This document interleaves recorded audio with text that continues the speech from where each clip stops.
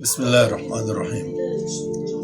آج ہم بات کریں گے کہ مدارس پر جو الزام لگتا ہے کہ مدارس میں فرقواریت ہوتی ہے یا مدارس کی وجہ سے فرقواریت ہوتی ہے، یہ الزام زیادہ تر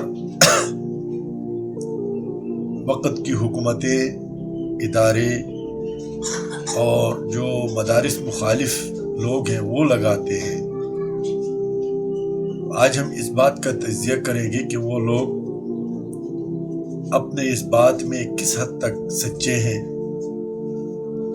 تو یہ بات یاد رکھیں کہ مدارس تعلیمی مراکز ہیں،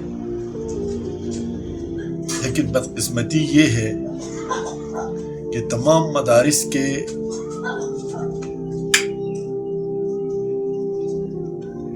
تمام مدارس 1977 سے تقسیم در تقسیم کا کردار ادا کر رہے ہیں۔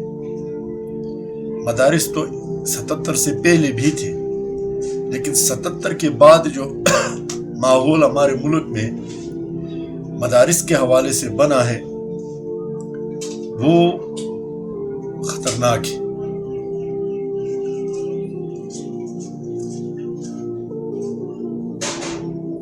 جب زکوٰۃ اور عشر آرڈیننس نافذ ہونے کے بعد فرقہ وارانہ سرگرمیوں میں اضافہ ہوا ہے۔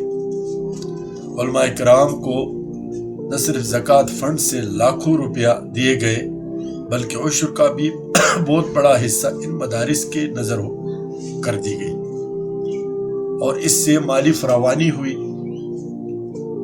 جب لوگوں نے دیکھا کہ مدارس میں کافی خوشحالی ہے، انہوں نے بھی اپنے بچوں کو وہاں ڈال دیا۔ علماء کرام میں اضافہ ہوا، طلباء کرام کی تعداد بڑھ گئی۔ اس کے بعد 1980 میں افغانستان میں روسی مداخلت جب ہوئی تو پاکستان اپنے کاندھے پر امریکہ کا بندوق رکھ کر، بلکہ امریکہ کی بندوق جو مدارس کے طلباء اور علماء تھے ان کے کندھے پر رکھ کر افغانستان بھیجنے لگا۔ ظاہر ہے وہاں پر ٹریننگ بھی ہوئی، دنیا کے مختلف جو تنظیمیں تھیں وہ وہاں پر جمع ہوئے، انہوں نے ٹریننگ کی، ساتھ میں پاکستانی مدارس سے طلباء گئے۔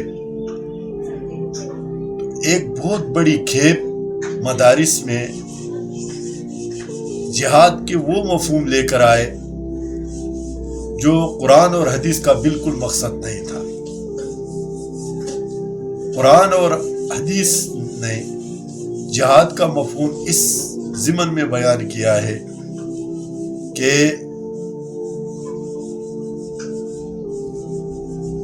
کافروں کے ساتھ بھی جہاد اس صورت میں ہوتا ہے جب آپ کا معاہدہ نہ ہو، آپ کا صلح نہ ہو۔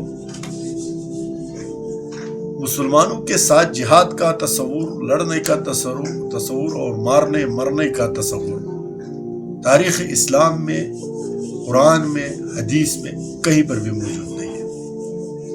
1400 سال ہم نے اسلام کا جو دورانیہ ہے اس میں کہیں پر بھی یہ ثابت نہیں ہے کہ اسلامی سلطنت کے خلاف، اسلامی مسلمان حکمرانوں کے خلاف کسی نے اسلحہ اٹھایا ہو اور اس کو لوگوں نے مجاہد سے تعبیر کیا ہو یا اس کو مجاہد کہا گیا ہو، بلکہ وہ باغی تصور ہوا۔ قتیبہ بن مسلم جیسا آدمی جب اس نے وقت کے خلیفہ کے خلاف یہاں بغاوت کی تو اسی علاقے کے جو لوگ تھے مسلمان، انہوں نے اس کے لشکر کے جو لوگ اس کے ساتھ ملے ہوئے تھے ان کے ساتھ جنگ کی اور اس کو بھی مار دیا۔ یہ اسلام کا تصور ہے۔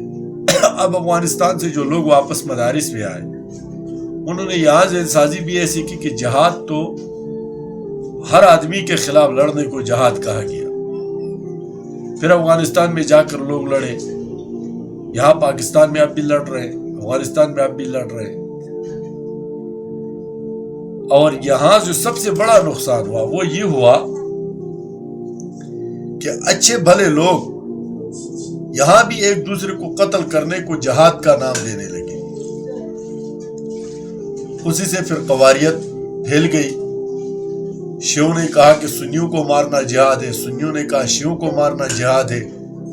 کسی نے کیا کہا, کسی نے کیا کہا. یہ وہی ٹریننگ اور اسی کے زور پر یہاں یہ کام چلنے لگا. تو پھر قواریت کا جو منبع ہے وہ ناقبت اندیش مدارس اور اس کے محتمین اور منتظمین ہیں جو پاکستان میں پلے بڑے اور انہوں نے آسودگی دیکھی. اب انہوں نے سب کے ذہن میں یہ ڈال دیا, اب وہ دوسرا کوئی ٹھکانہ ہے نہیں, تو کوئی جا کر پی ایل اے میں شامل ہو جاتا ہے, کوئی جا کر ٹی ٹی پی میں شامل ہو جاتا ہے, کوئی جا کر پی ٹی آئی میں شامل ہو جاتا ہے مار دھاڑ کے لیے, کوئی جا کر ٹی ایل پی میں شامل ہو جاتا ہے, اور مقصود صرف مرنا مارنا ہے بس, اس کے علاوہ کچھ نہیں. تو پھر قواریت کا بہت بڑا عنصر وہ پاکستانی مدارس میں پایا جاتا ہے, اگرچہ بہت بڑی مقدار اس قسم کے فتنوں سے مدارس میں محفوظ ہے. نگرانی کرتے ہیں, طلباء کی تربیت ایسی نہج پر کرتے ہیں کہ وہ صحیح رخ چلتے ہیں. اللہ تعالی ہمیں اس زمرے میں شامل فرما دے جو زمرہ راہ حق پر اور راہ اعتدال پر ہو. افراط اور تفریط, تشدد, اس کے اسلام میں کوئی گنجائش نہیں. اللہ ہم سب کا حامی و ناصر ہو. السلام علیکم ورحمۃ اللہ.